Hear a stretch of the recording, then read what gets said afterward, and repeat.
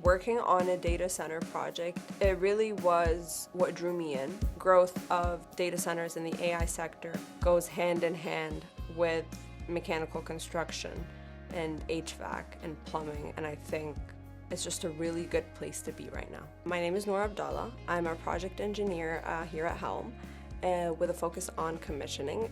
Commissioning is everything that we do on the tail end of the project. You're able to really contribute to that final push and that final handoff and closeout, and you're able to see the tangible results of things getting done. On a typical day, I get in around 7. A lot of coordination goes on during the day, whether that's between commissioning and quality, whether it's between us and our project manager. There are a lot of trades on one project, and the best way to really deal with it is to talk about it as much as possible till we get it right. So considering I had recently moved, I had been adjusting to the Louisville, Jeffersonville area. I say the team at Helm has been great at doing that.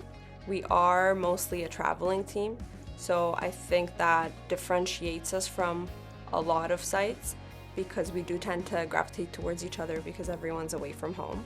To think that Helm has been around for the past 80 years, and for them to be delivering the quality of work that we're currently delivering, it brings me sort of a sense of pride.